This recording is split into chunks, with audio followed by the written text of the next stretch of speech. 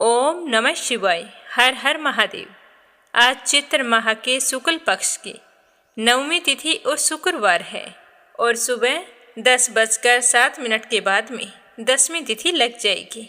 आज रामनवमी और सिद्धिदात्री की पूजा अर्चना की जाएगी। चैत्र माह के शुक्ल पक्ष की नवमी को भगवान श्री हरि विष्णु के 7वें अवतार प्रभु श्री राम के जन्म के उपलक्ष्य में मनाई जाती है।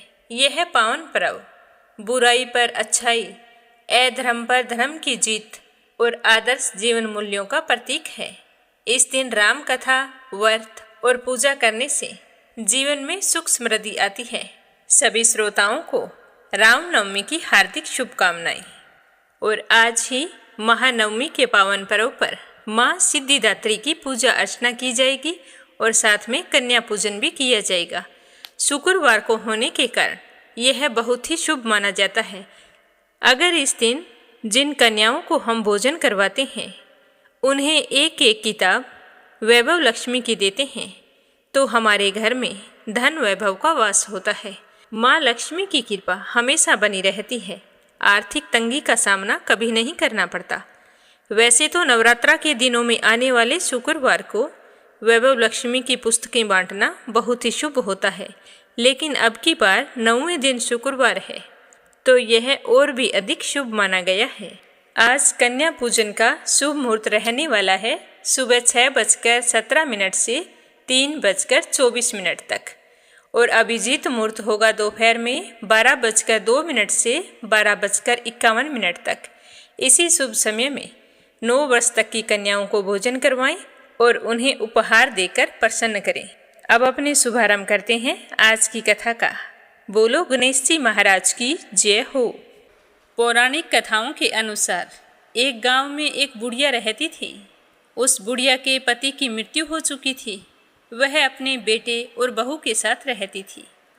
उसकी बहू मंद बुद्धि की थी, जो अपनी भूख बर्दाश्त नहीं कर पाती थी और हमेशा कुछ न कुछ खाती ही रहती थी। उसका ध्यान स्नान और पूजा पाठ में बिल्कुल भी नहीं था। वह सुबह उठकर सबसे पहले खाना खाती और उसके बाद ही घर के कोई दूसरे काम किया करती थी। तो उसकी सास यह देखकर बहुत ही दुखी रहती थी। उसने अपने बहू को कई तरह से समझाने की कोशिश की कि बेटा, सुबह पहले उठकर स्नान करो, उसके बाद पूजा पाठ करो, फिर उसके बाद ही कुछ खाना पीना चाहिए। लेकिन वो अपनी सास की एक भी नहीं मानती। कहती कि मुझे तो बहुत भूख लगती है, अगर मैं थोड़ी देर ही कुछ ना खाऊं तो मेरे प्राण निकल जाएंगे। तो एक दिन उसकी सास को अपने घर पर पूजा करवानी थी, तो वह मन में यह सोचकर परेशान हो रही थी कि उसकी बहू तो पूजा पाठ तक भूखी नहीं रहेगी, तो पूजा पाठ सुचारू रूप से संपन्न नहीं होगी, क्योंकि वो तो सुबह उठते ही सबसे पहले खाने के लिए दौड़ेगी और अगर मैं पूजा के लिए कुछ बनाऊंगी तो ज़रूर वो जूठा कर देगी। तो अपनी बहू को पूजा के लिए बनाए गए पकवान से दूर रखने के लिए उस बुढ़िया ने एक तरीका निकाला। पूजा वाला दिन आया तो सुबह उसने एक मटका लिया, उसके नीचे एक छोटा सा छेद कर दिया और फिर उसी मटके को अपनी बहू को देकर कहने लगी कि बहू, आज हमारे घर में पूजा है, इसीलिए खाना खाने से पहले एक मटका पानी ले आओ और आते ही भोजन कर लेना। मैं भोजन तैयार करती हूँ और तुम जल्दी से पानी लेकर आओ। तो जैसे ही बहू अपनी सास के हाथ से गड़ा लिया तो उसे वह छोटा सा छेद दिखाई दे गया। तो वह समझ गई कि सासू माँ मुझे जानबूझकर घर से दूर भेज रही हैं। तो वो कहने लगी कि माँ जी, मैं अभी आती हूँ, आज तो मैं पूजा पाठ होने के बाद ही भोजन करूँगी। यह कहकर वो अंदर चली गई। अपनी बहू में आए बदलाव को देखकर बुढ़िया बहुत ही खुश हो रही थी, लेकिन बुढ़िया की बहू और भी चालाक थी। वह अंदर जाकर अपनी साड़ी में आटा बांधकर घड़ा लेकर पनघट पर चली गई। पनघट पर पहुंचकर उसने आटा निकाला और कुएं के पानी से आटा गूंथकर छोटी छोटी रोटियां बना ली और फिर सोचने लगी कि मैं इन रोटियों को सेकूं कहाँ। इधर उधर देखने लगी। तभी शमशान घाट में चिता जलाई जा रही थी। तो बहू ने सोचा कि यह ठीक है, मैं उस चिता पर जाकर ये रोटियां सेक लाऊंगी। तो सारे लोग वहाँ से चले गए। तो वह उस चिता के पास गई और वहाँ जाकर रोटियाँ सेक ली, पर उसकी रोटी सूखी थी। वो सोचने लगी कि बिना घी के सूखी रोटी कैसे खाऊं? साथ में और कुछ तो है नहीं, पानी के साथ मुझे अच्छी नहीं लगेगी। तो वह पास ही में गणेश जी के मंदिर गई, जहाँ गणेश जी को किसी ने चोला चढ़ाया था। तो उसने देखा कि गणेश जी की तोंद पर खूब सारा घी लगा है। तो उसने झट से अपनी रोटियों को उठाया और गणेश जी के तोंद पर लगे हुए घी से सभी रोटियों को चुपड़ लिया और फिर गणेश जी को भोग लगाकर रोटियां खाने लगी। सारी रोटी खाकर थोड़ा सा आटा बचाया था, वो उस मटके के छेद में लगाया, जिससे वह छेद बंद हो गया। फिर उसने मटके में पानी भरा और घर आ गई। लेकिन गणेश जी उस बहू की इस हरकत से गुस्सा हो गए और गुस्से में उन्होंने अपनी नाक पर अंगुली चढ़ा ली। अब जब गांव वाले गणेश मंदिर आए तो वो देखने लगे कि गणेश जी के नाक पर अंगुली है। तो वो सोचने लगे कि यह कैसे हुआ है। सारे तरह तरह से पूजा पाठ करने लगे, लेकिन गणेश जी अपनी अंगुली वापस नहीं उतार रहे थे। यह बात पूरे नगर में फैल गई। फैलते फैलते राजा तक पहुंच गई। तो राजा ने बड़े बड़े पंडितों और ज्योतिषियों को बुलवाया, हवन करवाया, गणेश जी को तरह तरह के भोग लगाए, दूर्वा अर्पित की, मोदक के लड्डू चढ़ाए, हाथ जोड़कर प्रार्थना की। लेकिन गणेश जी तो नहीं माने और उन्होंने अपने नाक से अंगुली नहीं हटाई। अब सारे लोग चिंतित थे, सोचने लगे कि गणेश जी इस तरह क्रोधित बैठे हैं, कहीं कोई अनर्थ ना हो जाए। तो राजा ने काफ़ी सोच विचार के बाद पूरे गांव में ऐलान करवाया कि जो भी आदमी गणेश जी की नाक से अंगुली हटा देगा, उसे मैं इनाम के तौर पर 5 गांव इनाम में दूंगा। तो यह सुनकर गांव के सभी लोग गणेश जी को मनाने में लग गए, लेकिन गणेश जी तो नहीं माने, वैसे ही अंगुली चढ़ाई बैठे थे। तो सारे थक हार कर बैठ गए। तो यह देखने के लिए वहाँ पर बुढ़िया और उसकी बहू भी गए हुए थे।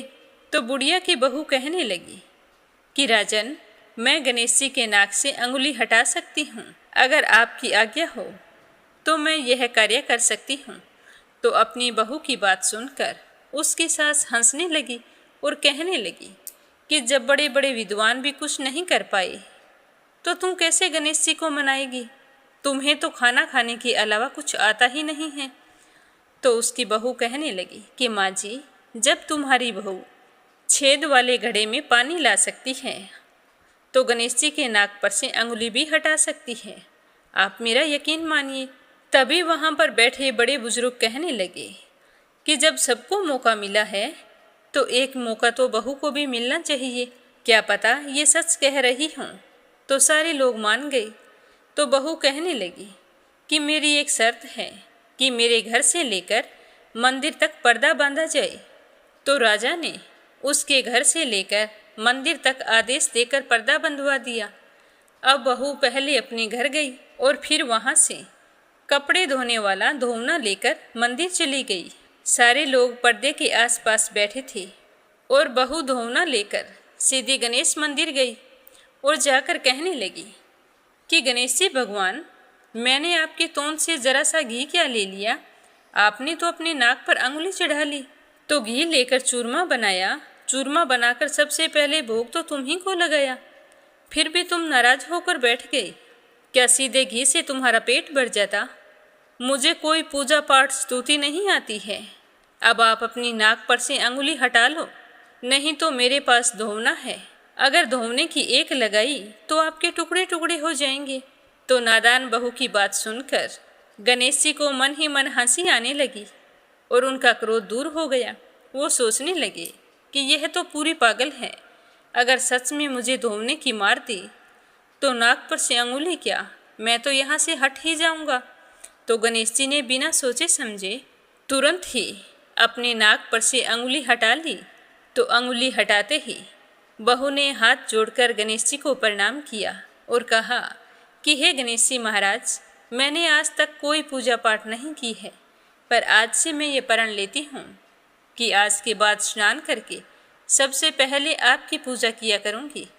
यह कहकर गणेश जी भगवान के सामने माथा टेका और फिर बाहर आ गई और हाथ जोड़कर कहने लगी कि राजन, गणेश जी ने अपने नाक पर से अंगुली हटा ली है। तो यह सुनकर राजा और गांव के सारे लोग हैरान हो गए और बहू की जय जयकार करने लगे। तो राजा ने अपने ऐलान के मुताबिक बहू को 5 गांव इनाम में दिए। तो उस बहू की बूढ़ी सास भी यह देखकर बहुत ही खुश हुई और अपनी बहू को हृदय से लगाकर कहने लगी कि बेटा, मैं तो तुझे पागल समझ रही थी, पर तूने तो सच में चमत्कार कर दिखाया। तो वो कहने लगी कि माँ जी, इन सब के पीछे हमारे घर पर जो आपने पूजा करवाई थी उसी का फल है।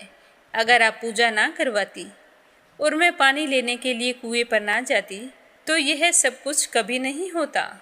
इस तरह बातें करते हुए दोनों सास बहू खुशी खुशी अपने घर चली गई और फिर उसके बाद सास बहू दोनों रोजाना गणेश जी भगवान की पूजा करने लगी। हे गणेश जी भगवान, जैसे आपने बुढ़िया की बहू का मान रखा और उसका कहना मानकर अपनी नाक पर से अंगुली हटा ली, उसी तरह सबकी सुनना और सबकी मनोकामना पूर्ण करना। प्रेम भाव से कहिए गणेश जी महाराज की जय हो। अब अपने सुनते हैं माँ वैष्णो देवी की कथा। त्रिकुटा की पहाड़ियों में स्थित एक गुफा के अंदर माता वैष्णो देवी की स्वयंभू 3 मूर्तियां हैं। देवी काली दाईं विराजमान है, सरस्वती बाईं विराजमान है और लक्ष्मी जी बीच में। ये तीनों पिंडी के रूप में गुफा में विराजित हैं। इन तीनों पिंडियों के रूप को वैष्णो देवी माता कहा जाता है। इस जगह को माता के भवन के नाम से भी जाना जाता है। इस गुफा के अंदर एक बहुत बड़ा चबूतरा बना हुआ है। इस चबूतरे पर माता का आसन है, जहाँ देवी त्रिकुटा अपनी माताओं के साथ विराजमान रहती है। कहते हैं कि यह वही स्थान है जहाँ माता ने भैरवनाथ का वध किया था। प्राचीन गुफा के समक्ष भैरव का शरीर मौजूद है और उसका सिर कटकर 3 किलोमीटर दूर एक घाटी में गिर गया था। तभी से उस घाटी को भैरव घाटी के नाम से जाना जाता है और आज उस जगह भैरवनाथ का मंदिर भी है। और कटारा से ही वैष्णो देवी की पैदल यात्रा शुरू होती है। इस मंदिर के संबंध में कई तरह की कथाएं प्रचलित हैं। कहते हैं कि एक बार त्रिकुटा की पहाड़ी पर एक सुंदर कन्या को देखकर भैरवनाथ उसे पकड़ने के लिए दौड़ पड़े। तब वह कन्या वायु रूप में बदलकर त्रिकुटा पर्वत की ओर उड़ चली, तो भैरवनाथ भी उसके पीछे पीछे भागने लगे। कहते हैं कि तभी माँ की रक्षा के लिए वहाँ पर पवन पुत्र हनुमान जी बाबा पहुँच गए और हनुमान जी को वहाँ पर प्यास लग गई। जब माता को पता चला कि हनुमान जी बाबा बहुत ही प्यासे हो चले हैं, तो उन्होंने धनुष से पहाड़ पर बाण चलाकर एक जलधारा निकाली। तो हनुमान जी बाबा ने उस पानी को पीकर अपनी प्यास बुझाई और माता रानी ने उस जल में अपने बाल धोए थे। फिर वहीं एक गुफा में प्रवेश करके माता ने 9 महीनों तक तपस्या की थी और हनुमान जी बाबा ने वहाँ पर पहरा दिया था। तपस्या के दौरान भैरव बाबा वहाँ आ पहुँचे और भैरव बाबा की मुलाकात एक साधु से हो गई। तो साधु से भैरव बाबा ने पूछा कि आपने एक सुंदर सी कन्या को देखा है क्या? तो भैरव बाबा की बात सुनकर साधु बाबा ने कहा कि हे भैरवनाथ, जिसे तू एक कन्या समझ रहा है वह आदि शक्ति जगदम्बा है, इसीलिए उस महाशक्ति का पीछा करना छोड़ दे। लेकिन भैरवनाथ साधु बाबा की बात मानने को तैयार नहीं था। वह माता को ढूंढता रहा। माता गुफा की दूसरी ओर से मार्ग बनाकर बाहर निकल गई। कहते हैं कि वह गुफा आज भी अर्धकुमारी के नाम से प्रसिद्ध है। अर्धकुमारी के पहले माता की चरण पादुका है। यह वह स्थान है जहाँ माता ने भागते भागते पीछे मुड़कर भैरवनाथ को देखा था और उस गुफा से निकलकर कन्या ने देवी का रूप धारण कर लिया। तभी वहाँ पर भैरवनाथ आ पहुँचा। तो माता रानी ने भैरवनाथ से कहा कि तुम वापस लौट जाओ। इतना कहकर वो फिर से गुफा में चली गई, लेकिन भैरवनाथ मानने को तैयार नहीं था। वह गुफा में प्रवेश करने लगा तो यह देखकर माता की गुफा पर पहरा दे रहे हनुमान जी बाबा ने उसे युद्ध के लिए ललकारा और उन दोनों के बीच में युद्ध शुरू हो गया और वह युद्ध काफ़ी लंबे समय तक चलता रहा। उस युद्ध का कोई अंत नहीं था। तो यह देखकर माता वैष्णवी ने महाकाली का रूप लेकर भैरवनाथ का वध किया था। कहते हैं कि वध के बाद भैरवनाथ को अपनी भूल का पश्चाताप हुआ और उन्होंने माँ से क्षमा दान की भीख मांगी। माँ वैष्णो देवी जानती थी कि उन पर हमला करने के पीछे भैरव की प्रमुख मंशा मोक्ष प्राप्त करने की थी। इसीलिए माता रानी ने उसे पुनर्जन्म के चक्कर से मुक्ति प्रदान की और साथ में उसे यह वरदान भी दिया कि मेरे दर्शन और मेरी पूजा तभी पूरी मानी जाएगी जब कोई भक्त मेरे बाद या पहले तुम्हारा दर्शन करेगा। तुम्हारे दर्शन किए बिना मेरी पूजा अधूरी ही रहेगी। कहते हैं कि इससे पहले माँ वैष्णो देवी हंसाली गांव में अपने परम भक्त श्रीधर के घर आई थी और वहां से वापस लौटते समय ही भैरवनाथ ने उनका पीछा किया था। कटारा से कुछ दूरी पर हंसाली नाम का एक गांव था। उसमें माँ वैष्णो देवी के परम भक्त श्रीधर रहते थे। वे निसंतान और गरीब थे, लेकिन वे हमेशा सोचा करते कि एक दिन मैं भी माता का भंडारा करूँगा और कन्याओं को भोजन करवाऊँगा। तो एक दिन श्रीधर ने आसपास के सभी गांव वालों को प्रसाद ग्रहण करने का न्योता दिया और भंडारे वाले दिन श्रीधर हर घर में सबके पास गए और अपनी सहायता के लिए मदद मांगने लगे। तो हर व्यक्ति ने अपनी सामर्थ्य के अनुसार श्रीधर की सहायता की ताकि वह भंडारा कर सके। लेकिन जितनी सामग्री श्रीधर को मिली थी उससे ज़्यादा मेहमान आ चुके थे। तो यह सोचकर श्रीधर बहुत ही परेशान हो गए और सोचने लगे कि इतने कम सामान में भंडारा कैसे हो पाएगा। तब उन्होंने माता रानी के समक्ष घी का दीपक जलाकर माँ से कहा कि माँ, मेरी लाज आपके ही हाथों में है। अब मेरी एकमात्र आस आप ही से है। इतना कहकर वह अपनी झोंपड़ी के बाहर बैठ गया और माता रानी का स्मरण करने लगा। तो श्रीधर को आंख बंद करके पूजा करते हुए देखकर सारे लोग जहां जगह दिखी वहीं पर बैठ गए। तो थोड़ी देर बाद श्रीधर ने धीरे धीरे अपनी आंखें खोली तो देखा उसकी झोंपड़ी के सामने बहुत भीड़ है। तो वो सोचने लगे कि मैं इतने सारे मेहमानों को भोजन कैसे करवाऊंगा। यह सोचकर वे खड़े होकर अपनी झोंपड़ी के अंदर गए तो वहाँ पर एक छोटी सी लड़की बैठी थी। तो श्रीधर ने पूछा कि बेटा तुम कौन हो। तो उसने कहा कि बाबा, मेरा नाम वैष्णवी है। मैं तो आपकी सहायता करने के लिए आई हूँ। देखो मैं सभी लोगों को कैसे भोजन परोस देती हूँ। तो श्रीधर ने कहा कि बेटा, सामग्री बहुत कम है और बाहर भीड़ बहुत ज़्यादा है, यह सब कुछ कैसे हो पाएगा। तो वो कहने लगी कि बाबा, आप आराम से बाहर बैठ जाओ और मैं सभी को भोजन करवा दूंगा। इतना कहकर उस छोटी सी लड़की ने घर आए मेहमानों को भोजन परोसना शुरू किया। तो सारे लोग उस स्वादिष्ट भोजन की तारीफ कर रहे थे। भंडारा अच्छी तरह से संपन्न हो गया। भंडारे के बाद श्रीधर ने सोचा कि उस छोटी सी लड़की से पूछता हूँ कि वो कहाँ से आई है और इतना स्वादिष्ट भोजन कैसे तैयार किया। इतना सोचकर जैसे ही उन्होंने अपनी नज़र इधर उधर दौड़ाई तो वैष्णवी तो कहीं भी दिखाई नहीं दी। अब श्रीधर के मन में यह बात हमेशा कचोटती रहती कि वो लड़की पता नहीं कौन थी। मैंने उसके बारे में पूछा ही नहीं। तो एक दिन श्रीधर को स्वप्न आया, उसमें वही लड़की दिखाई दी और उस लड़की ने बताया कि मैं माँ वैष्णो देवी थी।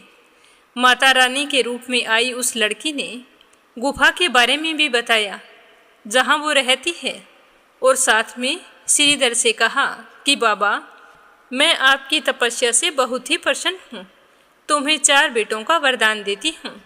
तो यह सुनकर श्रीधर बहुत ही खुश हुए और जो स्वप्न में माँ के गुफा का रास्ता देखा था उसी रास्ते से गुफा की तलाश में निकल पड़े।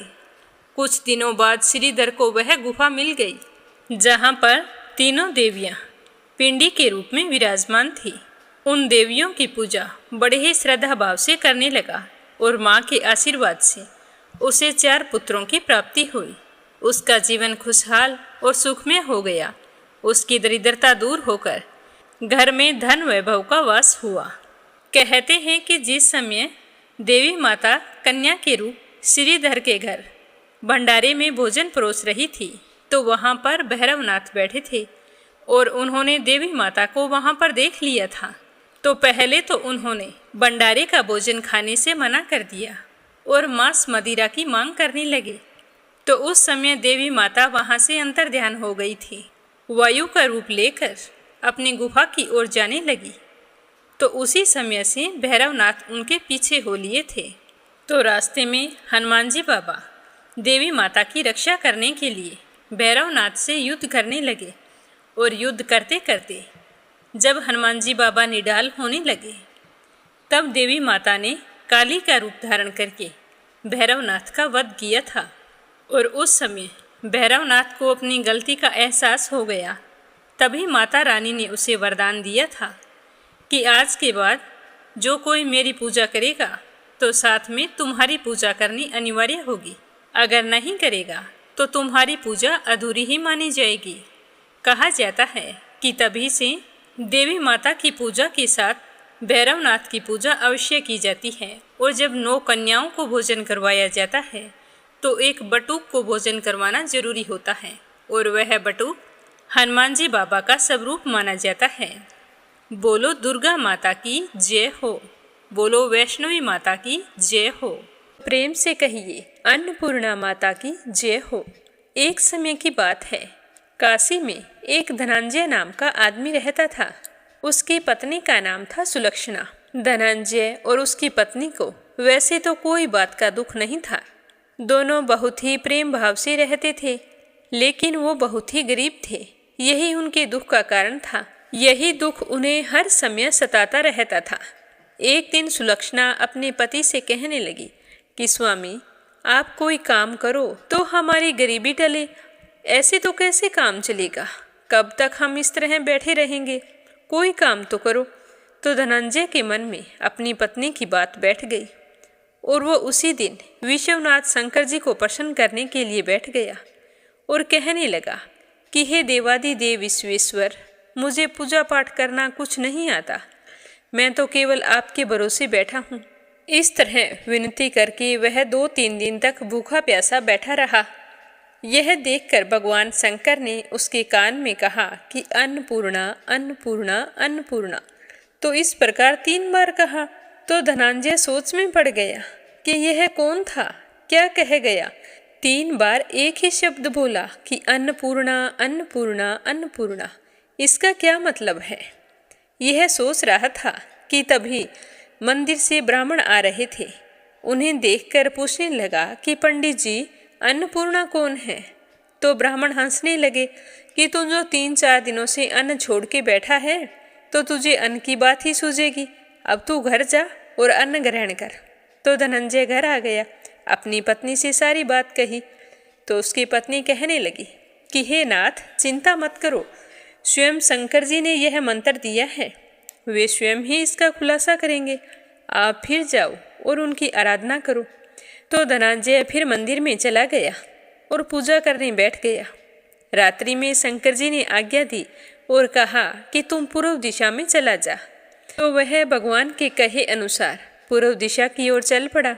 अन्नपूर्णा का नाम जपता जा रहा था। रास्ते में फल खाता, झरनों का पानी पीता।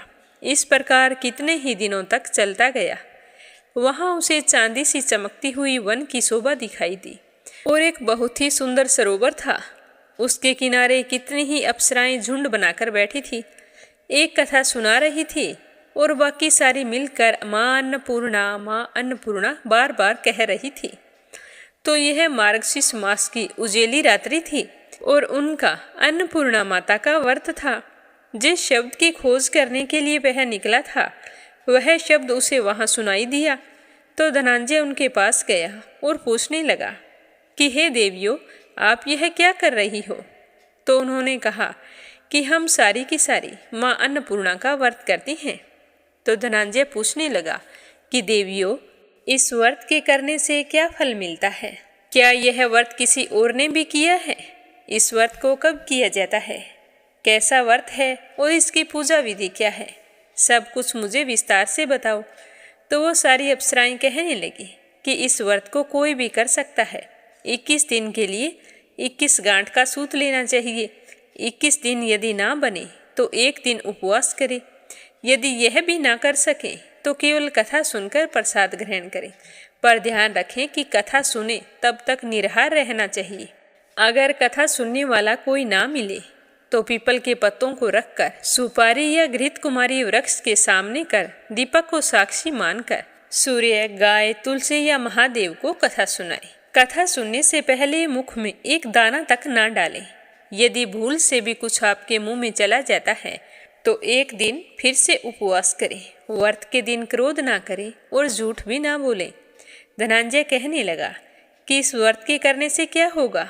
तो वो कहने लगी कि अंधों को नेत्र मिले, लूलों को हाथ मिले, निर्धन के घर धन आए, बांझी को संतान मिले, मूर्ख को विद्या आए। जो जिस कामना से इस व्रत को करे, माँ अन्नपूर्णा उसकी सारी मनोकामनाएं पूर्ण करती है।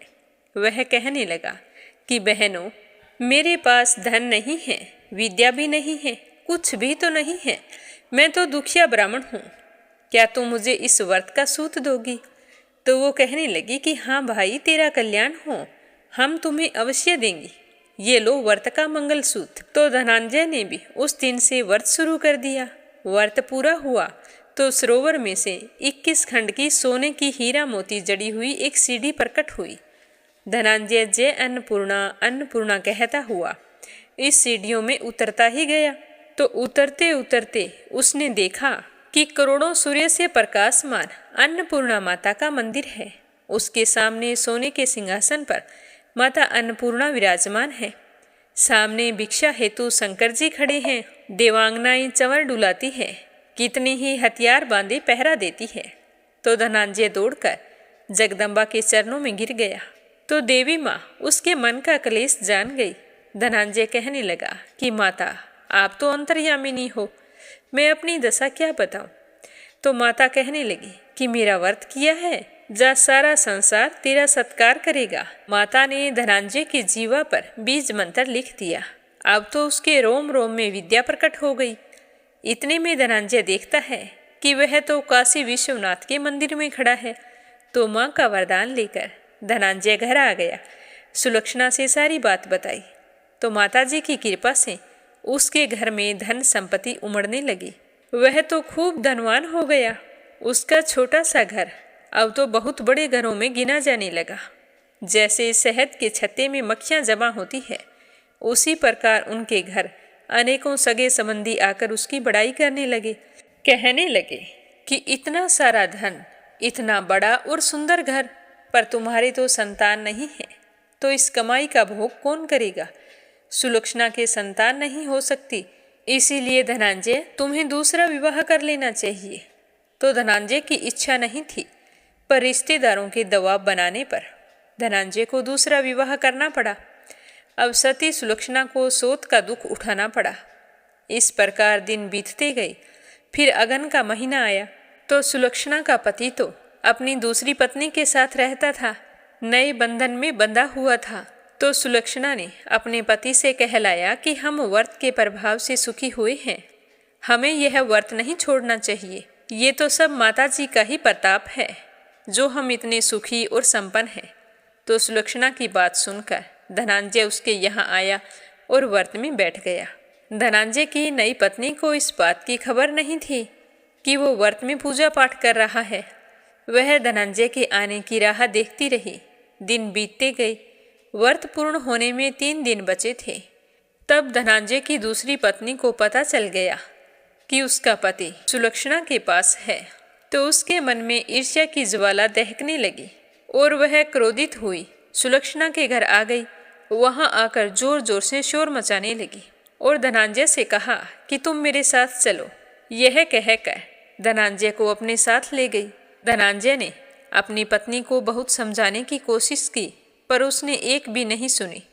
थोड़ी देर बाद में धनंजय को पूजा करते हुए कई दिन हो गए थे, तो थकान के कारण उसे नींद आ गई। तो उसी समय उसकी नई पत्नी ने उसके व्रत का सूत तोड़कर आग में फेंक दिया। अब तो माताजी का कोप जाग गया। उसके घर में अचानक से आग लग गई, सब कुछ जलकर खाक हो गया। जब सुलक्षणा को पता चला तो वह समझ गई कि यह सब माताजी का ही प्रकोप है। तो वह अपनी सोत के घर आई, जहां अपने पति और उसकी पत्नी को बैठे हुए देखा। खाने पीने को कुछ नहीं था, तो सुलक्षणा अपने पति को वहां से अपने साथ ले आई। यह देखकर धनंजय की दूसरी पत्नी को बहुत ही गुस्सा आया और वह रूठकर अपने पिता के घर चली गई। अब पति को परमेश्वर मानने वाली सुलक्षणा कहने लगी कि हे स्वामी, घबराना बिल्कुल नहीं, माताजी की कृपा अलौकिक है। पुत्र कुपुत्र हो जाता है, पर माता कुमाता कभी नहीं होती। अब आप श्रद्धा और भक्ति से आराधना शुरू करो, वे जरूर हमारा कल्याण करेंगी। तो सुलक्षणा की बात सुनकर धनंजय फिर से माता रानी की पूजा में लग गया। जैसे ही 21 दिन की पूजा पूरी हुई तो वहीं सरोवर सीढ़ी प्रकट हुई। तो धनंजय माँ अन्नपूर्णा कहता हुआ उस सीढ़ियों में उतर गया और माता रानी के चरणों में जाकर रुंदन करने लगा। माँ प्रसन्न होकर कहने लगी कि मैं तुम्हारी पूजा से बहुत ही प्रसन्न हूँ। पहले तूने मेरे व्रत को बीच में तोड़ा था, इसी कारण मेरा कोप हुआ था, पर अब तुझे कोई भय नहीं है। ये ले मेरे सोने की मूर्ति ले जा और इसकी पूजा करते रहना, तो फिर से सुखी हो जाएगा। जा, तुझे मेरा आशीर्वाद है। तेरी पत्नी सुलक्षणा ने पूरी श्रद्धा से मेरा व्रत किया है, तो मैंने उसे पुत्र प्राप्ति का आशीर्वाद दिया है। माता रानी के ऐसा कहते ही धनंजय की एकदम से आंखें खुली, तो वह खुद को काशी विश्वनाथ मंदिर में खड़ा पाया। वहां से फिर वह अपने घर गया और खुश होते हुए सारी बात बताई। तो माता रानी की कृपा से सुलक्षणा के दिन चढ़े और 9 महीने पूरे होते ही एक सुंदर पुत्र को जन्म दिया। तो गांव में तो आश्चर्य की लहर दौड़ गई कि सुलक्षणा के तो बच्चे होते ही नहीं थे, देखो माता रानी का चमत्कार हुआ है। तो इसी प्रकार उस गांव में एक निसंतान सेठ रहता था। उसने भी माँ अन्नपूर्णा का व्रत किया, जिससे उन्हें संतान की प्राप्ति हुई। तो माता रानी का चमत्कार देखकर वह सेठ बहुत ही प्रसन्न हुआ और उस गांव में माता अन्नपूर्णा का मंदिर बनवा दिया। तो उसमें माता रानी बड़ी धूमधाम से पधारी, यज्ञ किया गया और सेठ जी ने धनंजय को मंदिर का पुजारी बना दिया। जीविका के लिए मंदिर की दक्षिणा और रहने के लिए बड़ा सा सुंदर भवन दे दिया। अब धनंजय अपनी पत्नी और पुत्र के साथ वहां रहने लगा। वहां माताजी का खूब चढ़ावा आता, उससे खूब आमदनी होती। उधर नई बहू के पिता के घर में डाकुओं ने डाका डाल दिया और सब कुछ लूट गया। अब वे तो भीख मांगकर पेट भरने लगे। सुलक्षणा को जब इस बात का पता चला तो उन्हें बुलावा भेजा। संदेशा मिलते ही बाप बेटी दोनों वहां आ पहुंचे और सुलक्षणा से माफी मांगने लगे। सुलक्षणा ने उन्हें अलग घर बनवा दिया और उनके अन्न वस्त्र का प्रबंध कर दिया। धनंजय, सुलक्षणा और उसका पुत्र माताजी की कृपा से आनंद पूर्वक रहने लगे। हे माता रानी, जैसे आपने धनंजय और सुलक्षणा के भंडार भरे, वैसे सबके भंडार भरना। जो भी आपका व्रत रखकर आपकी इस कथा को श्रद्धा भाव से सुने, उसकी सारी मनोकामनाएं पूर्ण करना। बोलो अन्नपूर्णा माता की जय हो। अब अपने सुनते हैं ओरछा के महाराज मधुकर शाह और महारानी कुंवरी गणेश की कहानी। ओरछा के महाराज मधुकर शाह, जिन्होंने ओरछा और टीकमचंद पर 1554 से लेकर 1592 तक शासन किया था, वो भगवान श्री कृष्ण के परम भगत थे और उनकी पत्नी महारानी कुंवरी गणेश भगवान श्री राम की परम भगत थी। एक दिन महाराज मधुकर शाह ने अपनी महारानी से कहा कि भगवान श्री कृष्ण के दर्शन करने के लिए वृंदावन चलते हैं। तो महारानी राम भगत थी, तो उन्होंने वृंदावन जाने से मना कर दिया। तो रानी के मना करते ही महाराज मधुकर शाह नाराज हो गए और उन्होंने महारानी को ताना मारते हुए कहा कि यदि आप इतनी बड़ी राम भक्त हैं तो अपने प्रभु श्री राम को यहाँ ओरछा क्यों नहीं ले आती। तो महारानी को महाराज की यह बात चुभ गई। यह सुनकर महारानी ने प्रण लिया कि अब मैं अयोध्या जाऊंगी और भगवान श्री राम को खुश करके अपने साथ ही ओरछा लेकर आऊंगी। इसके बाद महारानी अयोध्या चली गई। वहां जाकर सरयू नदी के किनारे अपनी कुटिया बनाई और भगवान श्री राम को प्रसन्न करने के लिए उनकी तपस्या करनी शुरू कर दी।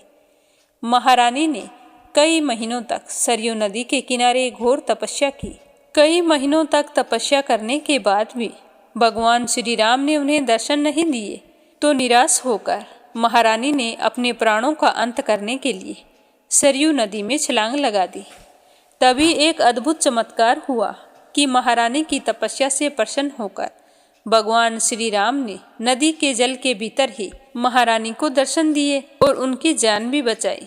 भगवान श्री राम ने महारानी से वरदान मांगने को कहा तो महारानी ने भगवान श्री राम से कहा कि हे प्रभु, यदि आप मुझसे सचमुच प्रसन्न हैं तो मेरे साथ ओरछा चलने की कृपा करें।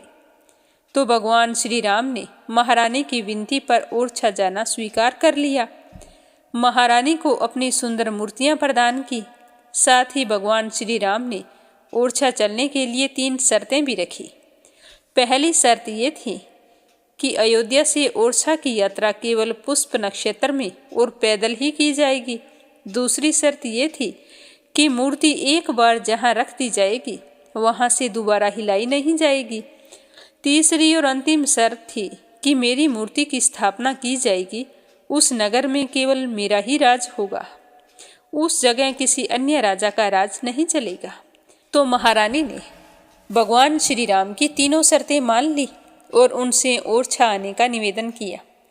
इसके बाद महारानी कुंवरी गणेश ने ओरछा में महाराज मधुकर शाह को संदेश भेजा कि वह भगवान श्री राम को लेकर ओरछा लौट रही हैं।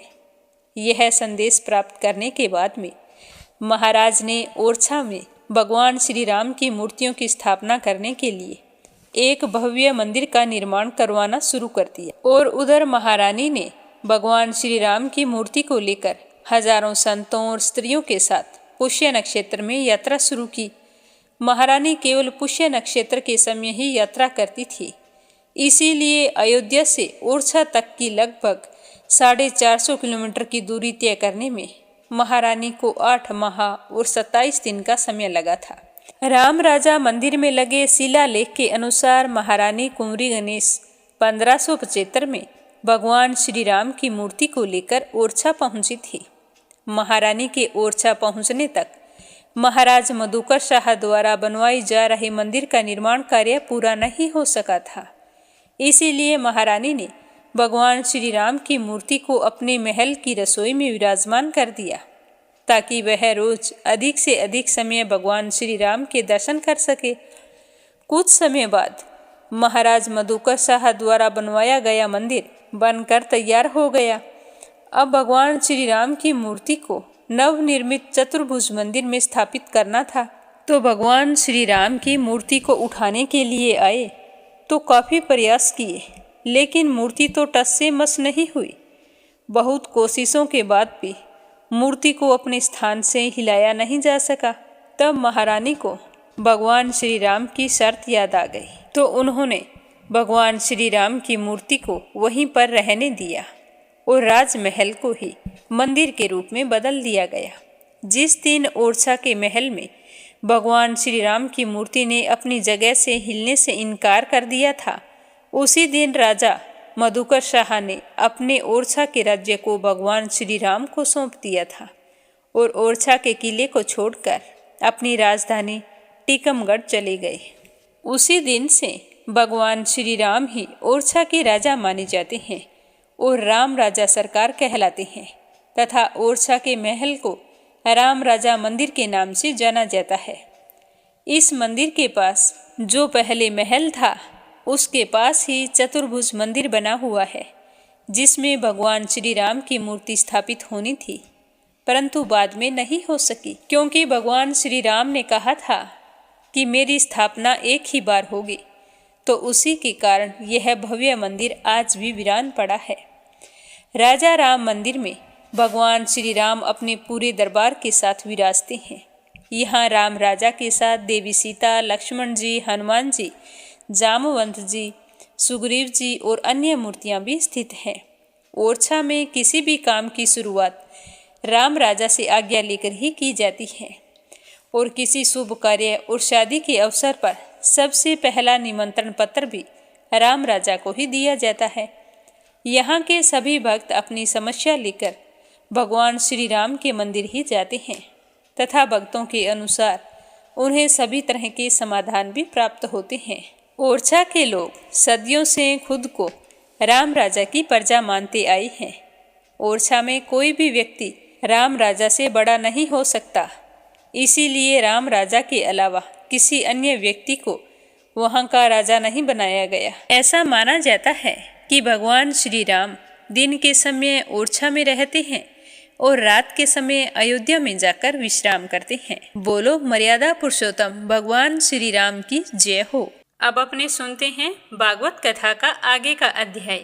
प्रेम भाव से सुनते रहिए। बोलो श्री हरि विष्णु भगवान के अनंत स्वरूपों की जय हो। श्री सुखदेव जी कहते हैं कि हे राजन, विवस्वान के पुत्र यशस्वी श्राद्ध देव ही सातवें व्यवस्थ मनु हैं। यह वर्तमान मनवंतर ही उनका कार्यकाल है। उनकी संतान का वर्णन मैं तुम्हारे सामने करता हूँ, तुम ध्यानपूर्वक सुनना। व्यवस्थ मनु के 10 पुत्र हैं। इक्वाक्षु, नभग, धृष्ट, शर्याति, नरिष्यंत, नाभाग, दिष्ट, करूप, पृषधर और वसुमान। इस मनवंतर में आदित्य, वसु, रुद्र, विषवदेव, मर्दुगण, अश्विनी कुमार और ऋभु ये देवताओं के प्रधान गण हैं और पुरंदर उनका इंद्र है। कश्यप, अत्रि, वशिष्ठ, विश्वामित्र, गौतम, जमदग्नि और भारद्वाज ये सप्त ऋषि हैं। इस मनवंतर में भी कश्यप की पत्नी अदिति के गर्भ से आदित्यों के छोटे भाई वामन के रूप में भगवान विष्णु जी ने अवतार ग्रहण किया था। इस तरह कहते हुए सुखदेव जी कहने लगे कि हे राजन, मैंने तुम्हें संक्षेप से 7 मनवंतरों का वर्णन सुनाया है। अब भगवान की शक्ति से आने वाले 7 मनवंतरों का वर्णन करता हूँ। हे राजन, विवस्वान की 2 पत्नियाँ थीं, संज्ञा और छाया। ये दोनों ही विश्वकर्मा की पुत्री थी। कुछ लोग ऐसा कहते हैं कि उनकी एक तीसरी पत्नी बड़वा भी थी। मेरे विचार से तो संज्ञा का नाम ही बड़वा हो गया था। उन सूर्य पत्नियों में से संज्ञा से 3 संतानें हुई, यम, यमी और श्राद्ध देव। छाया के भी 3 संतानें हुई, सावर्णी, शनेश्चर और तप्ती नाम की कन्या, जो संवरण की पत्नी हुई थी। जब संज्ञा ने वडवा का रूप धारण कर लिया, तब उससे दोनों अश्विनी कुमार हुए। 8वें मनवंतर में सावर्णी मनु होंगे। उनके पुत्र होंगे निर्मोह, विरदशक आदि। उस समय सुतपा, विरजा और अमृत प्रभु नाम के देवगण होंगे। उन देवताओं के इंद्र होंगे विरोचन के पुत्र बलि। विष्णु भगवान ने वामन अवतार ग्रहण करके इन्हीं से 3 पग पृथ्वी मांगी थी, परंतु इन्होंने उनको सारी त्रिलोकी दे दी। राजा बलि को एक बार तो भगवान ने बांध दिया था, परंतु फिर प्रसन्न होकर उन्होंने इनको स्वर्ग से भी श्रेष्ठ सूतर लोक का राज्य दे दिया था। वे इस समय वहीं इंद्र के समान विराजमान हैं और आगे चलकर यही इंद्र होंगे और समस्त ऐश्वर्यों से परिपूर्ण इंद्र पद का भी परित्याग करके परम सिद्धि प्राप्त करेंगे। गालव, दीप्तिमान, परशुराम, अश्वत्थामा, कृपाचार्य, ऋष्यशृंग और हमारे पिता भगवान व्यास जी, ये 8वें मनवंतर में सप्त ऋषि होंगे। इस समय ये लोग योग बल से अपने अपने आश्रम मंडल में स्थित हैं। देवगुहा की पत्नी सरस्वती के गर्भ से सार्वभौम नामक भगवान का अवतार होगा। ये ही प्रभु पुरंदर इंद्र से स्वर्ग का राज्य छीनकर राजा बलि को देंगे। वरुण के पुत्र दक्ष, सावर्णी 9वें मनु होंगे। भूत केतु, दीप्त केतु आदि उनके पुत्र होंगे। पार, मरीच गर्भ आदि देवताओं के गण होंगे और अद्भुत नाम के इंद्र होंगे। उस मनवंतर में द्युतिमान आदि सप्त ऋषि होंगे। आयुष्मा की पत्नी अम्बुधारा के गर्भ से ऋषभ के रूप में भगवान का कला अवतार होगा। अद्भुत नामक इंद्र उन्हीं की दी हुई त्रिलोकी का उपभोग करेंगे। 10वें मनु होंगे उपश्लोक के पुत्र ब्रह्मा सावरणी। उनमें समस्त सद्गुण निवास करेंगे। भूरिसेन आदि उनके पुत्र होंगे और हविष्यमान, सुकृति, सत्य, जय, मूर्ति आदि सप्तऋषि, सुवासन, विरुद्ध आदि देवताओं के गण होंगे और इंद्र होंगे शंभु। विषभश्रेष्ठ की पत्नी विसुचि के गर्भ से भगवान विश्वसेन के रूप में अवतार ग्रहण करके शंभु नामक देवराज इंद्र से मित्रता करेंगे। और 11वें मनु होंगे अत्यंत संयमी धर्म सावरणी। उनके सत्य, धर्म आदि 10 पुत्र होंगे। विहंगम, कामगम, निर्वाण रुचि आदि देवताओं के गण होंगे। अरुण आदि सप्तऋषि होंगे और वेदधृत नाम के इंद्र होंगे। आर्य की पत्नी वेदधृता के गर्भ से धर्म सेतु के रूप में भगवान का अंश अवतार होगा और वे अपने उसी रूप में त्रिलोकी की रक्षा करेंगे। 12वें मनु होंगे रुद्र सावरणी। उनके देववान, उपदेव और देवश्रेष्ठ आदि पुत्र होंगे। उस मनवंतर में ऋतुधामा नामक इंद्र होंगे और हरित आदि देवगण होंगे। तपोमूर्ति, तपस्वी, आग्निध्रक आदि सप्तऋषि होंगे। सत्यसहा की पत्नी सुनृता के गर्भ से स्वधाम के रूप में भगवान का अंश अवतार होगा। उसी रूप में भगवान उस मनवंतर का पालन करेंगे। 13वें मनु होंगे परम जितेंद्रिय देव सावरणी। चित्रसेन, विचित्र आदि उनके पुत्र होंगे। सैकरम और सुतराम आदि देवगण होंगे तथा इंद्र का नाम होगा दिवस्पति। उस समय निर्मोख और तत्वदर्श आदि सप्तऋषि होंगे। देवहोत्र की पत्नी बहती के गर्भ से योगेश्वर के रूप में भगवान का अंश अवतार होगा और उसी रूप में भगवान दिवस्पति को इंद्र पद दे देंगे। महाराज 14वें मनु होंगे इंद्र सावरणी। उरु, गंभीर, बुद्धि आदि उनके पुत्र होंगे। उस समय पवित्र, चाक्षुष आदि देवगण होंगे और इंद्र का नाम होगा सूचि। अग्नि, बाहा, सूचि, शुद्ध और मागध आदि सप्तऋषि होंगे। उस समय सत्यनारायण की पत्नी वनिता के गर्भ से वृषदानु के रूप में भगवान अवतार ग्रहण करेंगे तथा कर्म कांड का विस्तार करेंगे। ये 14 मनवंतर भूत, वर्तमान और भविष्य तीनों ही काल में चलते रहते हैं। इन्हीं के द्वारा एक सहस्त्र चतुर्युगी वाले कल्प के समय की गणना की जाती है। तो श्री सुखदेव जी के मुख से इस तरह के वचन सुनकर राजा परीक्षित पूछने लगे कि हे भगवान, आपके द्वारा वर्णित ये मनु, मनुपुत्र, सप्तऋषि आदि अपने अपने मनवंतर में किसके द्वारा नियुक्त होकर कौन कौन सा काम किस प्रकार करते हैं, आप यह मुझे विस्तार से बतलाइए। तो श्री सुखदेव जी कहने लगे कि हे राजन, मनु, मनुपुत्र, सप्तऋषि और देवता सबको नियुक्त करने वाले स्वयं भगवान हैं। हे परीक्षित, भगवान के जिन यज्ञ पुरुष आदि अवतार शरीरों का वर्णन मैंने किया है, उन्हीं की प्रेरणा से मनु आदि संसार व्यवस्था का संचालन करते हैं। चतुर्युगी के अंत में समय के उल्ट फेर से जब श्रुतियां नष्ट प्राय हो जाती है, तब सप्त ऋषिगण अपनी तपस्या से पुनः उनका साक्षात्कार करते हैं। उन श्रुतियों से ही सनातन धर्म की रक्षा होती है। हे राजन, भगवान की प्रेरणा से अपने अपने मनवंतर में बड़ी सावधानी से सबके सब मनु पृथ्वी पर चारों चरणों से परिपूर्ण धर्म का अनुष्ठान करते हैं। मनुपुत्र मनवंतर भर काल और देश दोनों का विभाग करके प्रजा पालन तथा धर्म पालन का कार्य करते हैं। पंच महायज्ञ आदि कर्मों में जिन ऋषि, पितर, भूत और मनुष्य आदि का संबंध है, उनके साथ देवता उस मनवंतर में यज्ञ का भाग भी स्वीकार करते हैं। देवराज इंद्र की दी हुई त्रिलोकी की यह अतुल संपत्ति का उपभोग और प्रजा का पालन करते हैं। संसार में यथेष्ट वर्षा करने का अधिकार भी उन्हीं को है।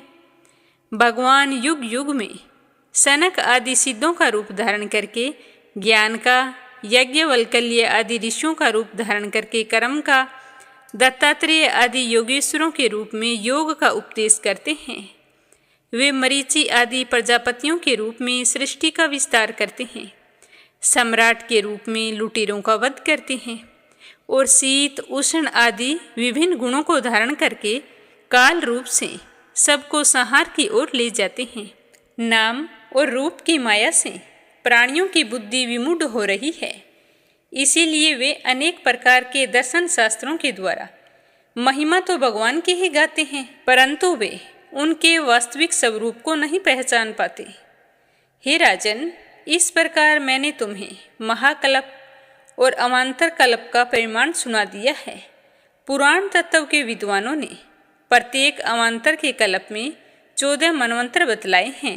तो यह सुनकर राजा परीक्षित पूछने लगे कि हे भगवान, श्री हरि स्वयं ही सबके स्वामी हैं, फिर उन्होंने दीनहीन की भांति राजा बलि से 3 पग पृथ्वी क्यों मांगी? वो जो कुछ चाहते थे वह मिल जाने पर भी उन्होंने बलि को क्यों बांध दिया था? यह सब कुछ आप मुझे विस्तार पूर्वक बतलाइए। मेरे मन में सुनने की प्रबल इच्छा हो रही है। मेरे हृदय में इस बात का बड़ा ही कौतूहल है कि स्वयं परिपूर्ण यज्ञेश्वर भगवान के द्वारा याचना और निरअपराध का बंधन, ये दोनों कैसे संभव हुए? हम लोग यह जानना चाहते हैं। तो श्री सुखदेव जी कहने लगे कि हे राजन, जब इंद्र ने बलि को पराजित करके उनकी संपत्ति छीन ली थी और उनके प्राण भी ले लिए थे, तब भृगुनंदन शुक्राचार्य ने उन्हें अपनी संजीवनी विद्या से जीवित कर दिया। इस पर शुक्राचार्य के शिष्य महात्मा बलि ने अपना सर्वस्व उनके चरणों में चढ़ा दिया और वे तन मन से गुरुजी के साथ ही समस्त भृगुवंशी ब्राह्मणों की सेवा करने लगे। इससे प्रभावशाली भृगुवंशी ब्राह्मण बहुत ही प्रसन्न हुए।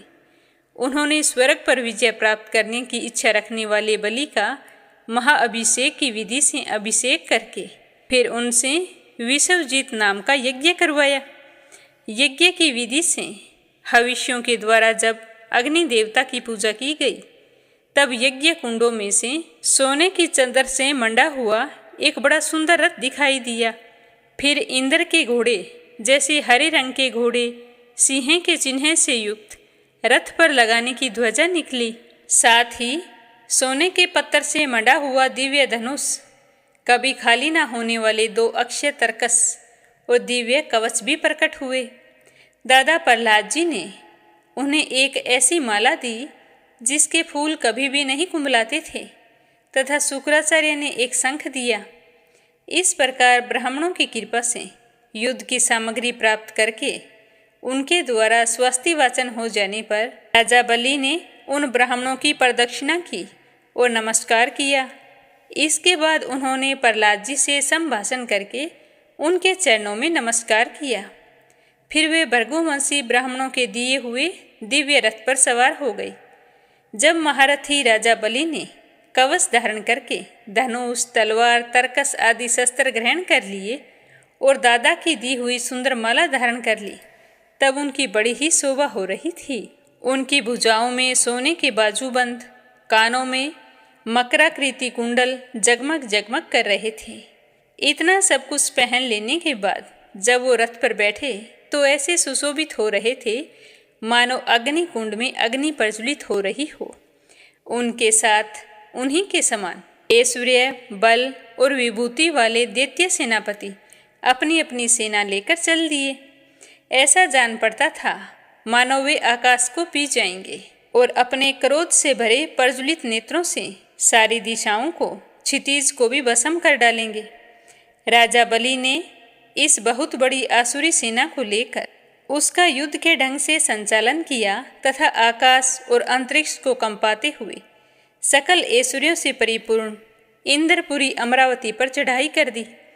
देवताओं की राजधानी अमरावती में बड़े सुंदर सुंदर नंदनवन आदि बाग बगीचे थे। उन सुंदर बगीचों में पक्षियों के जोड़े चहकते रहते थे। मधुर लोभी भंवरे भी मतवाले होकर गुंजार करते रहते थे। लाल लाल नए नए पत्तों, फूलों और पुष्पों से कल्प वृक्षों की शाखाएं हमेशा लदी रहती थी। वहाँ के सरोवरों में हंस, सारस, चकवे और बतकों की भीड़ लगी रहती है। उन्हीं में देवताओं के द्वारा सम्मानित देवांगनाएं जल क्रीड़ा करती रहती है। ज्योतिर्मय आकाश गंगा ने खाई की भांति अमरावती को चारों ओर से घेर रखा था। उसके चारों ओर बहुत ऊंचा सोने का परकोटा बना हुआ था, जिसमें स्थान स्थान पर बड़ी बड़ी अटारियां बनी हुई थी। सोने के किवाड़ हर दरवाजे पर लगे हुए थे और स्फटिक मणि के गोपुर नगर के जो बारी फाटक थे वो बने हुए थे और उसमें अलग अलग बड़े बड़े राजमार्ग भी थे। स्वयं विश्वकर्मा ने ही उस पुरी का निर्माण किया था। सभा के स्थान, खेल के चबूतरे, रथ चलने के बड़े बड़े मार्गों से वह शोभायमान रहता था। 10 करोड़ विमान उसमें सदा सर्वदा विराजमान रहते थे और मणियों के बड़े बड़े चौराहे और हीरे और मूंगों की वेदियां बनी हुई थी। वहाँ की स्त्रियां हमेशा 16 साल की सी ही लगती थी। उनका यौवन और सौंदर्य स्थिर रहता था। वे निर्मल वस्त्र पहनकर अपने रूप की छटा से इस प्रकार देदीप्यमान होती थी जैसे अपनी ज्वाला से अग्नि होती है। उन देवांगनाओं के जूड़े से गिरे हुए नवीन सुगंधित पुष्पों की सुगंध लेकर वहाँ के मार्गों में मंद मंद हवा चलती रहती थी। सुनहरी खिड़कियों में से अगर की सुगंध से युक्त सफ़ेद धुआं निकल निकल कर वहाँ के मार्गों को ढक दिया करता था। उसी मार्ग से देवांगनाएं आती जाती रहती थी। जगह जगह पर मोतियों की झालरों से सजाए हुए चंदोवे तने रहते थे। सोने की मणिमय पताकाएं फहराती रहती थी। छज्जों पर अनेकों झंडियां लहराती रहती थी। मोर, कबूतर और भंवरे कल गान करते रहते थे। देवांगनाओं के मधुर संगीत से वहाँ सदा ही मंगल रहता था। मृदंग, शंख, नगारे, ढोल, वीणा, बंसी और मजीरे हमेशा बजते रहते थे। गंधर्व बाजों के साथ गाया करती थी। अप्सराएं नाचा करती थी। इनसे अमरावती इतनी मनोहर जान पड़ती थी मानो उसने अपनी छटा से छटा की अधिष्ठात्री देवी को भी जीत लिया है। तो आज की कथा को यहीं पर विराम देते हैं। इसे आगे सुनेंगे कल की कथा में। श्री हरि का आशीर्वाद पाने के लिए नित्य नियम से सुनते रहिए। बोलो श्री हरि विष्णु भगवान की जय हो। अब अपने सुनते हैं लपसी और तपसी की कहानी। बोलो लपसी तपसी की जय हो। बहुत पुराने समय की बात है। एक गांव में एक ब्राह्मण परिवार रहा करता था। उसमें पति पत्नी के अलावा उनके 2 बच्चे थे। एक बेटा था, एक बेटी थी। ब्राह्मण दंपति बहुत ही सरल स्वभाव के थे। समय मिलने पर प्रभु का स्मरण किया करते थे। उनकी बेटी बहुत ही संस्कारी और सुशील थी, लेकिन उनका बेटा आवारा किस्म का था। वह कोई काम धाम नहीं करता और ना ही कभी अपने माँ बाप का कहना मानता था। समय के साथ दोनों बहन भाई बड़े हो गए। बहन की शादी कर दी गई, पर भाई का वही हाल था। उसके माँ बाप ने उसे समझाया कि बेटा, अब हम वृद्ध हो चले हैं, तुम कोई काम किया करो। लेकिन उस पर उनकी बातों का कोई असर नहीं होता था। तो एक दिन ब्राह्मणी अपने पति से कहने लगी कि स्वामी, आप बिल्कुल काम छोड़ दीजिए। जब घर में कुछ भी नहीं होगा तो यह अपनी जिम्मेदारी समझेगा और काम पर लग जाएगा। तो ब्राह्मण ने दूसरे दिन से काम पर जाना छोड़ दिया। तो यह देखकर उनके बेटे ने कोई काम नहीं किया और चोरी करने चला गया। आते जाते राहगीरों को लूट लेता और उसी से अपने घर का गुजारा किया करता था। तो उसकी लूटने और चोरी करने की आदत से सारे गांव वाले उसे लपसी कहने लगे। तो लपसी की इस हरकत से उसके माँ बाप बहुत ही दुखी रहते थे, पर वह किसी की सुनने के लिए तैयार नहीं था। इसी तरह समय बीतता गया। एक दिन की बात है कि लपसी एक पीपल के पेड़ पर बैठा था। तभी शिव पार्वती जा रहे थे। पार्वती माता गहनों से लदी हुई थी। तो लपसी उन्हें देखकर सोचने लगा कि सूरत के कितने गहने हैं, आज ये सारे के सारे लूट लूँगा तो मुझे कई महीनों तक चोरी नहीं करनी पड़ेगी। तो वह लूटने के इरादे से पीपल की ओट में होकर बैठ गया। जैसे ही शिव पार्वती वहाँ से जाने लगे तो लपसी एकदम से शिव पार्वती के सामने आकर कहने लगा कि जल्दी से जितने सारे गहने पहन रखे हैं उतार दो। तो पार्वती माता कहने लगी कि तुम चोरी क्यों करती हो? तुम्हें पता है चोरी करना पाप है। तो लप्सी कहने लगा कि क्या करूं? घर पर मेरे माँ बाप हैं, मेरी एक भांजी है, उनके लिए दोनों समय भोजन की व्यवस्था कहाँ से करूं? मुझे कोई काम तो आता नहीं है। तो लप्सी की बात सुनकर पार्वती माता कहने लगी कि तुम जो चोरी करके पाप करते हो, इस पाप का भागी कौन बनेगा? तो लप्सी कहने लगा कि मेरे घर वाले सारे बनेंगे। तो पार्वती माता कहने लगी कि कोई नहीं बनेगा, पाप के भागी केवल तुम बनोगे। तो लप्सी कहने लगा कि मैं लूट खोस कर उन्हीं के लिए लेकर जाता हूँ, तो पाप के भागी तो उन्हें बनना ही पड़ेगा। तो लप्सी की बात सुनकर पार्वती माता ने हंसकर कहा कि हम यहीं पर बैठे हैं और तुम अपने घर जाओ, अपने घर वालों से पूछो कि कोई तुम्हारे पाप का भागी बनेगा क्या? तो यह सुनकर लप्सी भागा भागा अपने घर आया और अपनी माँ के पास गया और कहने लगा कि माँ, मैं चोरी करके लाता हूँ, राह चलते राहगीरों को लूटता हूँ, तुम्हारे लिए ही तो करता हूँ। तो तुम मुझे एक बात बताओ, चोरी करने से जो पाप लगता है, तो आप मेरे पाप के भागी बनोगे? तो लप्सी की बात सुनकर उसकी माँ कहने लगी कि बेटा, मैंने तो तुमसे नहीं कहा कि तुम चोरी करके लाओ, तुम कमा कर लाओ, हमें तो 2 वक्त की रोटी चाहिए, मैं तो तुम्हारी पाप की भागी नहीं बनूंगी। तो माँ के मुंह से इस तरह की बात सुनकर लप्सी तो हैरान हो गया। फिर वह अपने पिताजी के पास गया और जाकर कहने लगा कि पिताजी, मैं जो कुछ भी लूट खोस के लाता हूँ वो आपके लिए ही तो लाता हूँ। देखो मैंने लूट कर कितना धन इकट्ठा कर लिया है, कितने ऐशो आराम है तुम्हारे। अगर मैं चोरी नहीं करता तो क्या ये सब हमें मिलता? पिताजी, मैं तुमसे एक बात पूछता हूँ कि चोरी करने से पाप लगता है, तो उस पाप में आप मेरे भागीदार बनोगे क्या? तो लप्सी की बात सुनकर उसके पिताजी कहने लगे कि बेटा, मैंने नहीं कहा कि तुम चोरी करके लाओ, तुम कमा कर लाओ, मैं तुम्हारे पाप का भागी नहीं बनूंगा। तो माँ बाप के मुंह से इस तरह की बात सुनकर वह बहुत ही उदास हुआ और सोचने लगा कि मैं कितने महीनों से चोरी कर रहा हूँ, ना जाने मुझ पर कितना पाप चढ़ गया है, और ये तो बोल रहे हैं कि पाप के भागी हम नहीं बनेंगे, तो अब क्या होगा? तो वह बड़े ही दुखी मन से शिव पार्वती से मिलने के लिए चल पड़ा। जैसे ही घर से बाहर निकलने लगा तो उसकी छोटी सी भांजी दरवाजे पर खेल रही थी। उसे पता नहीं था कि पाप पुण्य क्या होता है, तो वो कहने लगी कि मामा, पाप की भागी मैं बनूंगी। तो उसके इस तरह कहते ही लप्सी ने उसे गोद में उठाया और चल पड़ा। शिवजी भगवान और पार्वती माता के पास जाकर कहने लगा कि घर वालों ने पाप का भागी बनने से मना कर दिया है और एक यही है जो पाप की भागी बनने को तैयार है। फिर लप्सी बड़े ही दीन स्वर में कहने लगा कि हे भगवान, मैं समझ गया हूँ कि चोरी करना पाप है। आज तक जो मैंने काम किया वो बहुत ही गलत था, लेकिन अब मैं इसका प्रायश्चित करना चाहता हूँ। अब तुम ही बताओ, मुझे मेरे पापों से मुक्ति कैसे मिलेगी? तो उसकी बात सुनकर शिव पार्वती बहुत ही खुश हुए और लप्सी को कच्चे सूत का एक छोटा सा गोला देते हुए कहा कि लप्सी, ये सूत लो और इस पीपल के चारों ओर परिक्रमा लगाओ। जब यह सूत समाप्त हो जाएगा तब तुम्हारे सारे पाप नष्ट हो जाएंगे। तो यह सुनकर लप्सी बहुत ही खुश हुआ। सोचने लगा कि छोटा सा गोला है, अभी लपेट कर घर चला जाऊंगा, उसके बाद में कभी कोई पाप नहीं करूंगा। फिर उसने अपनी बांजी को कंधे पर बैठाया और पीपल की परिक्रमा लगानी शुरू कर दी। अब भगवान का वह सूत खत्म कहाँ होने वाला था। लप्सी चक्कर लगाता गया पर वह सूत खत्म नहीं हुआ।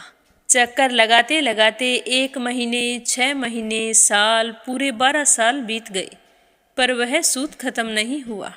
12 साल बाद एक बार फिर शिव पार्वती जी वहाँ से गुजर रहे थे तो पार्वती माता ने कहा कि स्वामी, चलो लप्सी को चलकर देखते हैं। तो शिवजी कहने लगे, वो चोरी करने वाला, लूटने वाला कब का चला गया होगा? तो पार्वती माता कहने लगी कि नहीं स्वामी, चलकर देखने में क्या जाता है, चलो एक बार देखते हैं। तो शिव पार्वती जी जैसे ही पीपल वृक्ष के पास आए तो देखा कि लप्सी तो अब भी चक्कर लगा रहा है। वहाँ चारों ओर गहरी खाई हो गई है और लपसी की बड़ी बड़ी दाढ़ी, मूंछें, नाखून बढ़ गए हैं। तो यह देखकर पार्वती माता ने कहा कि देखो स्वामी, आप तो कह रहे थे कि वो कब का ही चला गया, देखो इसके मन में सच्ची भक्ति है। तो पार्वती की बात सुनकर शिवजी ने कहा कि चलो अभी देख लेता हूँ। तो यह कहकर शिवजी ने एक सोने का कड़ा लपसी के आगे फेंक दिया। तो लपसी ने झट से उसके ऊपर पैर कर लिया। फिर अचानक से उसका ध्यान शिव पार्वती जी की ओर गया। तो वो हाथ जोड़कर कहने लगा कि भगवान, अब तो मेरे पाप समाप्त हो गए होंगे, आप मुझे यहाँ से जाने की आज्ञा दीजिए। आपका यह सूत अभी तक खत्म नहीं हुआ है। तो शिवजी भगवान ने कहा कि तुम्हारे पाप कर्म भी अभी तक पूरे नहीं हुए हैं। तो शिवजी की बात सुनकर लपसी कहने लगा कि भगवान, मुझे पूरे 12 वर्ष हो गए हैं आपकी भक्ति करते करते, और अब भी आप मुझ पर शक कर रहे हैं। तो शिवजी ने कहा कि अपना पैर उठाओ। तो जैसे ही लपसी ने अपना पैर उठाया तो उसके पैर के नीचे सोने का कड़ा था। तो यह देखकर लपसी शर्मिंदा हो गया और कहने लगा कि प्रभु, गलती हो गई, मुझे माफ़ करो, आगे से मैं ऐसी गलती कभी नहीं करूँगा। तो शिवजी कहने लगे कि नहीं लपसी, तुम्हारा पाप ऐसे पूरा नहीं हो सकता। अब तुम्हें 12 वर्ष तक और इसी तरह परिक्रमा करनी होगी, उसी के बाद तुम्हारे पाप समाप्त होंगे। यह कहकर शिव पार्वती वहाँ से चले गए और वह फिर से पीपल के पेड़ की परिक्रमा करता रहा। करते करते 12 साल बीत गए। 12 साल बाद में शिव पार्वती जी वहाँ पर आए तो उन्होंने देखा कि आज भी वो वहीं पर चक्कर लगा रहा है। तो शिव जी ने फिर उसके सामने सोने की अंगूठी फेंकी, पर उसने कोई ध्यान नहीं दिया। तो शिव जी भगवान प्रसन्न होकर कहने लगे कि हे लपसी, आज से तुम मेरी तपस्या करके तपसी बन गए हो। मैं तुम्हें वरदान देता हूँ कि तुम अपने जीवन में सारे सुखों को प्राप्त करेगा। और तूने 24 बरस तक मेरी भक्ति की है, इसका फल भी तुझे अवश्य मिलेगा। जो भी औरत गाय और कुत्ते की रोटी नहीं बनाएगी, उसका पुण्य फल तुम्हें मिलेगा। आंगन लीप कर दहलीज नहीं लीपेगी, तो उसका पुण्य फल भी तुझे ही मिलेगा। अगर हमारे घर की बहन बेटी को हम सूट, तीवल या साड़ी भेंट स्वरूप देते हैं, तो साथ में मोली का धागा और कुछ रुपए नहीं देंगे, तो उसका पुण्य फल भी तुम्हें ही मिलेगा। अगर कोई दिए से दिया जलाएगा, तो उसका पुण्य फल भी तुम्हें ही मिलेगा। अगर व्रत और पूजा पाठ में सारी कहानी सुन ले और तुम्हारी कहानी ना सुने, तो उसका पुण्य फल भी तुम्हें ही मिलेगा। कहा जाता है कि तभी से सुबह पहली रोटी गाय की और सुबह की अंतिम रोटी छोटी बनाई जाती है, और शाम को अंतिम रोटी बड़ी बनाई जाती है जो कुत्ते की होती है। और दिए से दिया भी नहीं जलाया जाता। और घर की बहन बेटियों को सूट और तीवल के साथ भेंट स्वरूप कुछ रुपए भी जरूर दिए जाते हैं। और उसी दिन से हर व्रत कथा के बाद में लपसी तपसी की कहानी जरूर सुनी जाती है। और कथा समाप्त होने पर कहा जाता है कि लपसी का फल लपसी को मिले, तपसी का फल तपसी को मिले। हमारी पूजा पाठ का, हमारे व्रत का और हमारी कहानी का पुण्य फल हमें मिले। बोलो लपसी तपसी की जय हो। तो ये थी लपसी और तपसी की कहानी। लपसी तपसी 2 भाई नहीं थे। लपसी और तपसी एक ही आदमी का नाम था। लूट कर लाता था, इसीलिए उसे लपसी के नाम से पुकारते थे। और फिर भगवान की तपस्या करने के कारण उसे तपसी के नाम से जाना जाने लगा। बोलो लपसी तपसी की जय हो। अब अपने सुनेंगे कथा सुनने वाले प्यारे श्रोताओं के नाम। आज का पहला कमेंट है संजय, सोनिया, हिताक्षी, दीपेश, मयंक, हरियाणा से।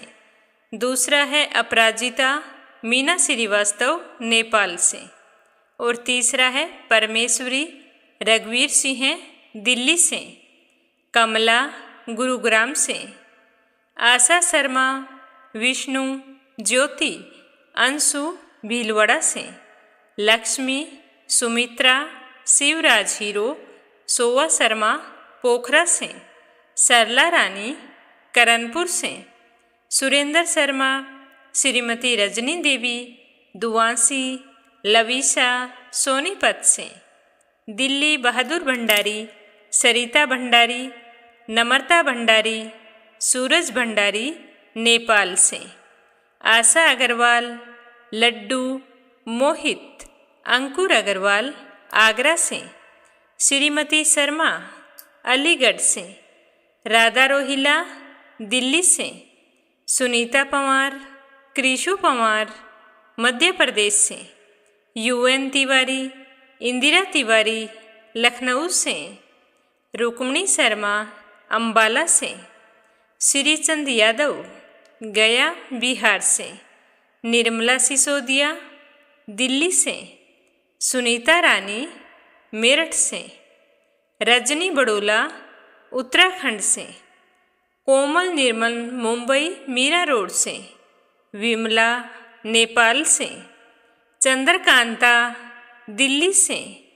वंदना साहू लखनऊ से, दिव्यांशु शर्मा, शोभा कुंवर पुरोहित अहमदाबाद से, नीलम जायसवाल हैदराबाद से, इंदिरा रावत, मोहित रावत पलवल से, कमला देवी भीलवाड़ा से, सुदेश शर्मा, बीके शर्मा लुधियाना से, गीता गोस्वामी, सुनीता गोस्वामी, पीहू गोस्वामी मेरठ से, संगीता अग्रवाल, कमला देवी अग्रवाल धुलिया महाराष्ट्र से, कमलेश भल्ला जम्मू से, संजीव कंसल, कविता कंसल, हितेश कंसल, आरुष कंसल, रानी कंसल मुजफ्फरनगर से, झरना देवी देवघर से, सुमन चांदोरा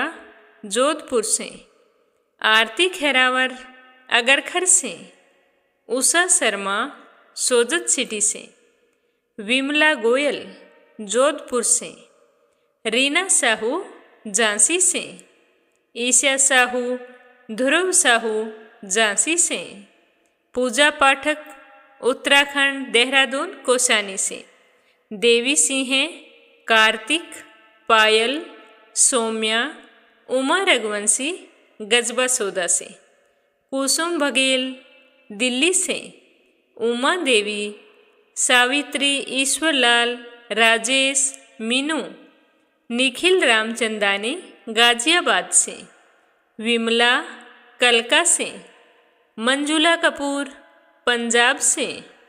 आप सभी श्रोताओं का तहे दिल से धन्यवाद। अपना साथ हमेशा यूं ही बनाए रखना ताकि हमारा यह मीरा भक्ति स्टोरीज परिवार खूब तरक्की करे, खूब उन्नति करे। सभी श्रोताओं के मंगल जीवन की कामना करते हुए आज के लिए बस इतना ही। कल फिर मिलेंगे, तब तक के लिए ओम नमः शिवाय, हर हर महादेव।